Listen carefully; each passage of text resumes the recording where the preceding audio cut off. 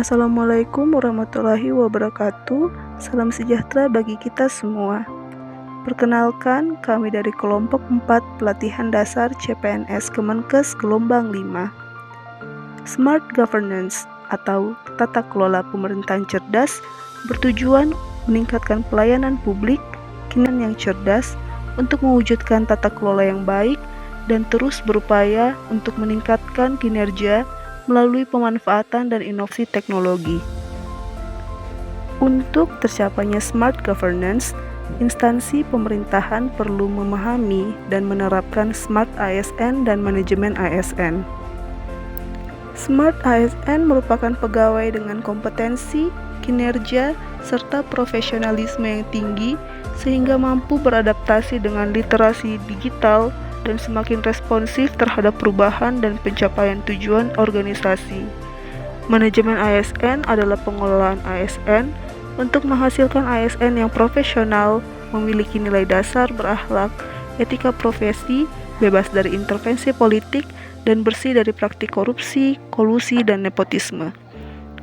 Demikianlah kedudukan ASN untuk mendukung terwujudnya smart governance.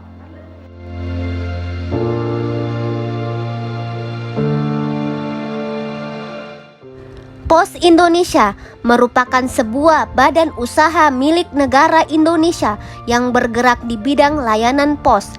Saat ini, bentuk badan usaha Pos Indonesia merupakan perseroan terbatas dan sering disebut dengan PT Pos Indonesia.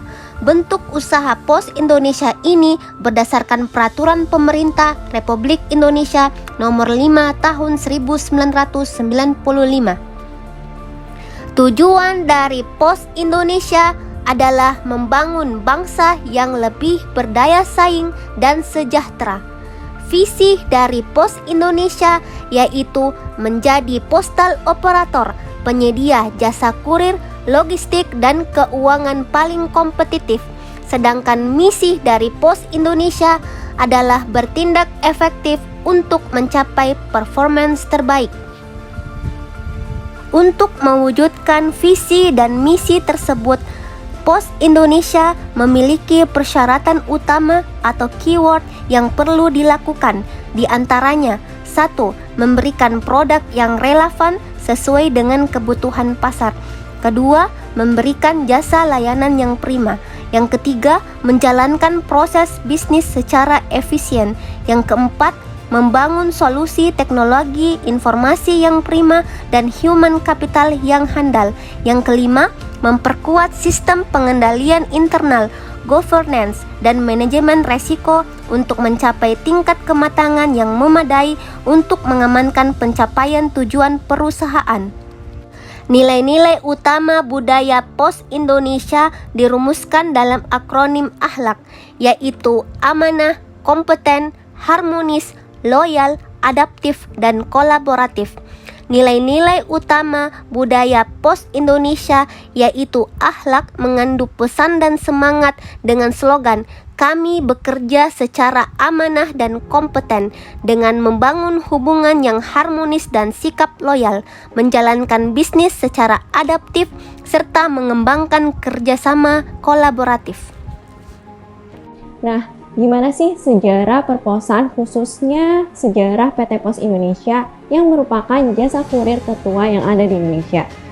Sejarah PT Pos Indonesia sudah dimulai sejak zaman VOC berkuasa di Hindia Belanda, tepatnya pada tahun 1746 atau sekitar 275 tahun yang lalu.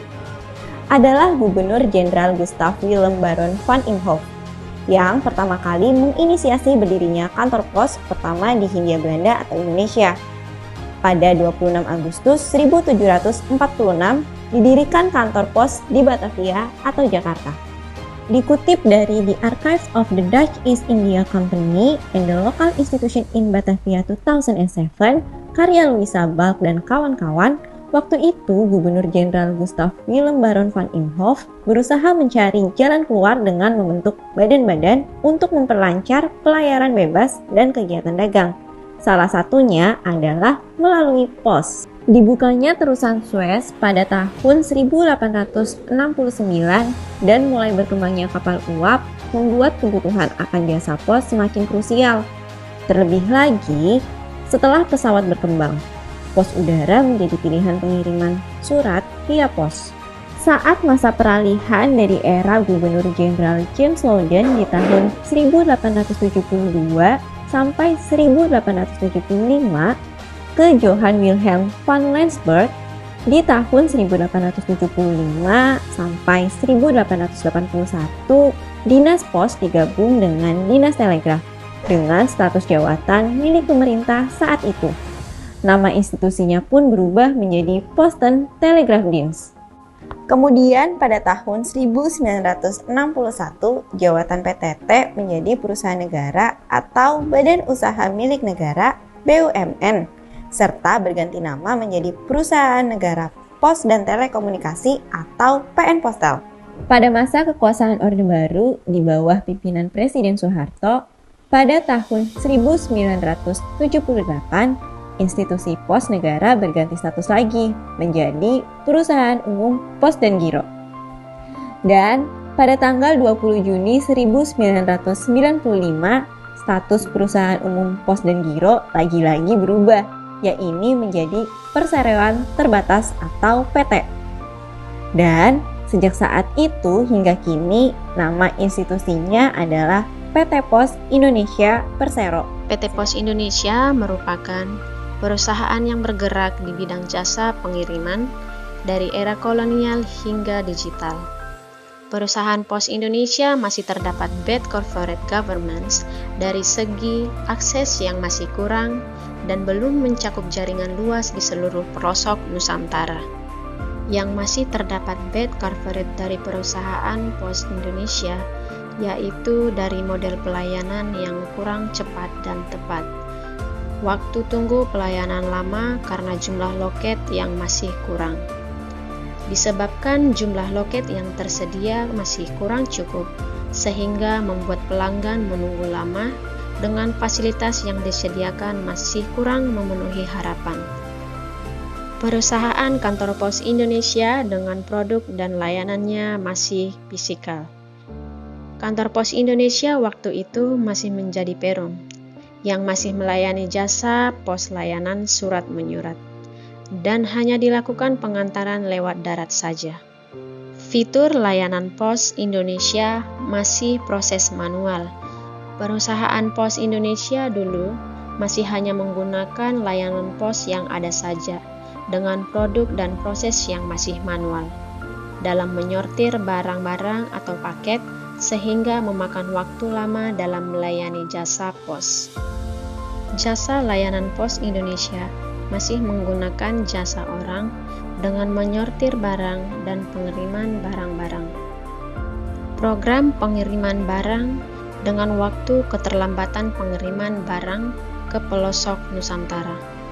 Masalah pengiriman barang masih kurang baik dikarenakan keterlambatan yang masih terjadi mendapat informasi atau akses yang kurang memadai. Melihat begitu banyaknya kendala dalam melayani masyarakat, PT Pos Indonesia melakukan transformasi agar PT Pos Indonesia menjadi lebih baik lagi dalam menjalankan bisnisnya. Transformasi yang dilakukan adalah yang pertama, transformasi bisnis. Perusahaan bertujuan meningkatkan pangsa pasar, bisnis kurir, layanan keuangan, dan bisnis logistik. Di sini, Pos Indonesia telah banyak membantu program cashless society pemerintah dengan menjadikan UMKM sebagai merchant price.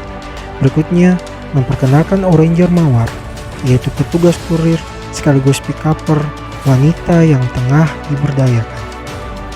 Berikutnya adalah transformasi produk dan channel. Mulai 2021, Pos Indonesia berusaha bergeser menjadi perusahaan yang lebih modern, fun, young, dan dinamis. Dengan meluncurkan dua kanal digital, yaitu PosPay untuk layanan jasa keuangan serta Pos Aja untuk layanan jasa kurir dan logistik. Kedua aplikasi tersebut menjawab tantangan layanan kiriman digital yang menuntut serba cepat, murah, mudah, dan simpel. Namun, dalam transformasi ini, yang terpenting adalah bagaimana mengubah budaya orang-orang Pos Indonesia. Untuk membangun budaya digital, Perusahaan merekrut digital talent dan mengakselerasi pengembangan kapasitas digital karyawan. Perusahaan pun mengubah Center of Learning yang sebelumnya ada di Learning Center perusahaan ke Self-Center Learning. Dalam hal ini, karyawan didorong untuk menumbuhkan kesadaran dan kemauan belajar dari dalam dirinya. Dari transformasi yang telah dilakukan oleh PT Pos Indonesia mampu melayani masyarakat dengan lebih baik lagi. Hal ini terbukti dengan Badan Usaha Milik Negara ini menutup tahun buku 2021 dengan kinerja gemilang. Laba tahun berjalan setelah pajak tercatat sebesar 589,7 miliar atau tumbuh 72,43% dibandingkan dengan tahun 2022 yang sebesar 342,1 miliar rupiah. Pencapaian laba lebih dari 0,5 triliun rupiah ini belum pernah terjadi selama kurun waktu 10 tahun terakhir. Dari video dokumenter mengenai Kantor Pos ini, dapat kami simpulkan bahwa ada instansi-instansi dan organisasi-organisasi yang memiliki sejarah panjang di Indonesia yang terus melakukan transformasi dan evolusi dari best practice menjadi good even best practice. Hal ini dilakukan demi dapat survive menyongsong era digital yang modern ini, juga dapat mendukung tercapainya smart governance. Kita, sebagai calon aparatur sipil negara, juga harus bertransformasi menjadi smart ASN untuk mendukung terwujudnya smart governance, dengan selalu mengimplementasikan core value ASN, yang yaitu berakhlak, juga selalu mendengar kriteria smart ASN, serta memiliki perspektif literasi digital. Sekian video dokumenter kami mengenai transformasi best practice untuk mendukung smart governance. Semoga dapat bermanfaat bagi kita semua. Terima kasih. Wassalamualaikum warahmatullahi wabarakatuh.